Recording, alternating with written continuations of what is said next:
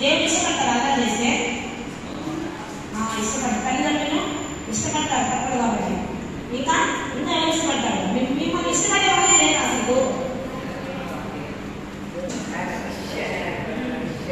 మీరంటే మీ పేరెంట్స్ కి చాలా ఇష్టం కదా ఒకసారి ఒక బాబు సండే అలా చేస్తా ఉంటాడు అలా చేస్తా ఉంటే కొట్టుకుంటా ఉన్నారన్నమాట ఇద్దరు వేరే ఒక అంకుల్ చూసి ఏమన్నారంటే చూడు మీ సండే స్కూల్ టీచర్ ఉన్నా కూడా వాళ్ళిద్దరు కొట్టుకుంటా ఉన్నారు అని చెప్పాడు. అంటే అప్పుడు నాకు ఏమనిపించిందంటే నాకు బాధ అనిపించింది. ఏంటి నేను చాలా ఇష్టపడతాను కదా వీళ్ళని పిల్లలని అందరినీ ఇష్టపడతారా లేదా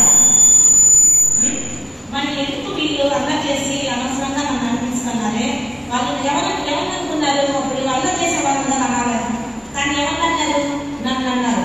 అప్పుడు నాకు బాధ అనిపించింది. ఎందుకు మిమ్మల్ని ఇష్టపడ్డాను మిమ్మల్ని ఇష్టపడుతున్నాను కాబట్టి నాకు అన్నాడు. నేను చూస్తా ఉన్నాను ఎందుకంటే మీరు అల్లరి చేసేది మీరు ఏమనుకుంటారు ఆడుకుంటున్నారు అనుకుంటారు కానీ చర్చిలో కానీ సండే స్కూల్లో కానీ వాక్యం చెప్పేటప్పుడు కానీ స్కూల్లో చదువుకునేటప్పుడు కానీ మీరు అల్లరి చేస్తే అది ఎవరికి వస్తుంది పేరు అది మాట్లాడినా కూడా అది అల్లరి కింద వస్తుంది చూసేవాళ్ళకి. అప్పుడు ఎవరినంటారు మీరు టీచర్స్ అంటారు. అదే మీరు ఇంట్లో చేశారనుకోండి ఎవరినంటారు అమ్మ నాన్నని అంటారు కదా. ఎంతో ప్రేమిస్తారు కదా. నేను ఏదో ఒక్క వారం మాత్రమే మీ దగ్గరకు వచ్చి వాక్యం చెప్పేదాన్ని నేనే మిమ్మల్ని అంత ప్రేమించి అన్నప్పుడు నేను బాధపడితే మీ తల్లిదండ్రులు 24 గంటలు ఉంటారు మీ ఇంట్లో అవునా కదా. మరి వాళ్ళు బాధపడేటట్టు వేరే వాళ్ళంటే ఎలా ఉంటుంది. ఇప్పుడు మీరు చదవలేదనుకోండి అన్నం చేస్తున్నారు అనుకోండి మీ పేరెంట్స్ కి కంప్లైంట్ వచ్చిందనుకోండి స్కూల్లో టీచర్లు కానీ ఎవరైనా కానీ మీ పేరెంట్స్ని పిలిపించి నేను కానీ మీ బాబు కంటపాత్ర చదవడం లేదని చెప్పి మీ పేరెంట్స్ని పిలిపించి చెప్తే అప్పుడు వాళ్ళకి ఎంత బాధపడతారు బాధపడతారో లేదా ఎక్కువ బాధపడతారు. నేను బాధపడుతూ చూసేదాన్ని నేను చాలా బాధపడ్డా ఇంకా మరి మీ పేరెంట్స్ ఇంకా బాధపడతా ఉంటారు. ఎవరి వల్ల మీ వల్ల. ఎందుకంటే గ్రౌండ్ లో అల్లరి చేయాలా చర్చిలో ప్రార్థన చేయాలా స్కూల్లో చదువుకోవాలా ఇంట్లో ఏ విధంగా ఉండాలా లోబడి ఉండాలా. తల్లిదండ్రుల మాట వింటా ఉంటే టీచర్ చెప్పిన మాట అయినా వింటారు. ఎవరైనా పెద్దవాళ్ళు చెప్పిన మాట అయినా వింటారు. మీరు పెద్దవాళ్ళు చెప్పిన మాట వినడం లేదంటే అది ఏమని అంటాము మీరు ఇంట్లో లోబడి ఉండటం లేదు. మీ తల్లిదండ్రులు మీరు ఏం చేస్తున్నారు ఎదిరిస్తున్నారు. కాబట్టి స్కూల్లో టీచర్లు ఉన్నా కూడా వాళ్ళ ముందు మీరు ఏం చేస్తున్నారు గంతు వేసి ఆడుతున్నారు. అందరినీ కూడా మన వల్ల ఎవరైనా బాధపడచ్చా బాధపడదు. అయితే ఇలా అల్లరి అనేది వాళ్ళకి తెలియకుండానే కొంతమంది పిల్లలు అల్లరి చేసి వాళ్ళ మీద ఎంతో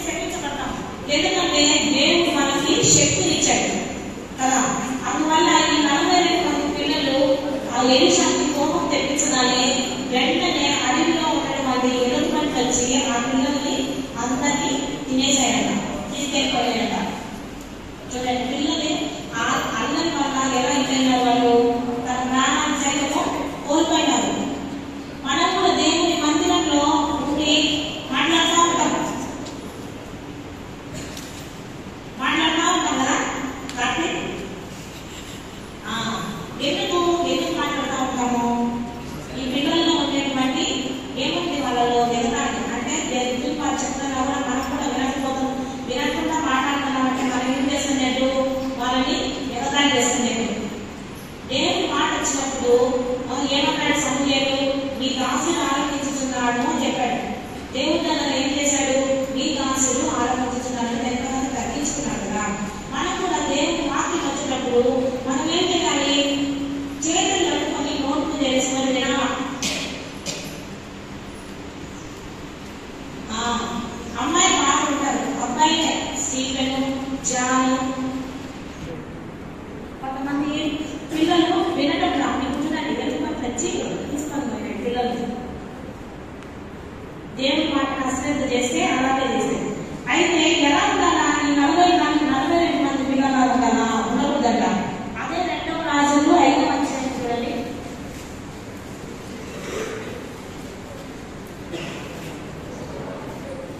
ఇక్కడ సిరియా దేశం ఏమంటే ఇశ్రాయేలు దగ్గరికి యుద్ధం చేయడానికి వచ్చారంట. యుద్ధం చేయడానికి వచ్చినప్పుడు ఇశ్రాయేల్లో ఉండే ఒక చిన్నదాన్ని వాళ్ళు ఏం చేశారు? చెరలోకి తీసుకెళ్ళిపోయారు. ఎంత పాప? చిన్న పాప. అంటే ఒకవేళ సింధూరాంతో నిండాలి, సింధూరాంపై వేసుకున్నారు. అది చూసుకోండి. చెరలోకి తీసుకొని పోవడం అంటే అమ్మాయిని తల్లిదండ్రులు ఉండొచ్చు. ఒకవేళ తల్లిదండ్రులు చంపేసి అమ్మాయిని బలవంతంగా చేతులకి సంఖ్యలు వేసి తీసుకెళ్ళిపోతారు. తీసుకెళ్ళిపోయి వాళ్ళు ఏం చేస్తారు? పని మనుషులుగా పెట్టుకుంటారు అన్నమాట.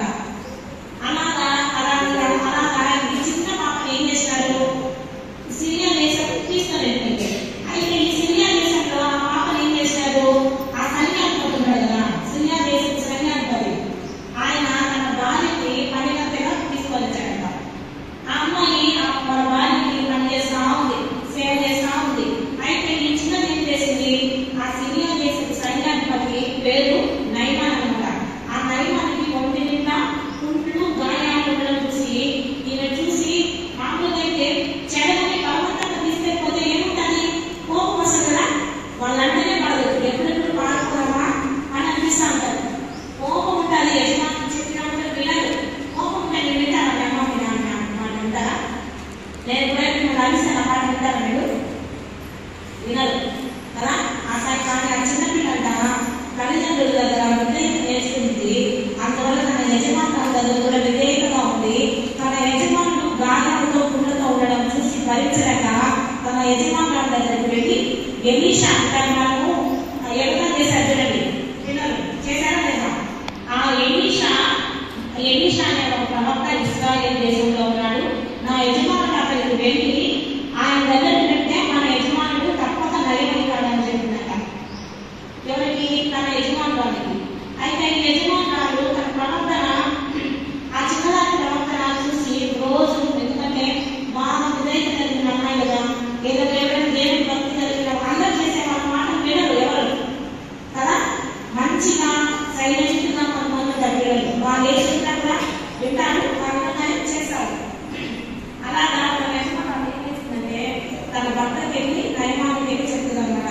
ఇలాగా ఇశ్రాయేలు దేశంలో ఒక ఆయన ఉన్నాడంట, ప్రవక్త, ఆయన దగ్గరికి వెళ్ళి ఈ రోగం నయమవుతుందంట అని చెప్పింది. అయితే ఆయన ఉండేది ముష్టి వ్యాధి. ఎన్నో పెద్ద పెద్ద ఊళ్ళు తిరిగాడంట ఆయన. వాళ్ళ దేశంలో ఇంకా పెద్ద పెద్ద నదులను తిరిగారు, పెద్ద పెద్ద రుచి దగ్గరికి వెళ్ళారు, ఆయుర్వేదం వాడాడు, మందులు వాడాడు, ఇలా పెద్ద. అయినా కూడా భార్య చెప్పేసరికి ఇశ్రాయేలు దేశంలో ఉండాలని చెప్పి ఎలీషా దగ్గరికి ఈ నయమను ప్రయాణం అయి వెళ్ళి ఆయన మాకు చేసుకొని తిరిగి వస్తాడు కదా.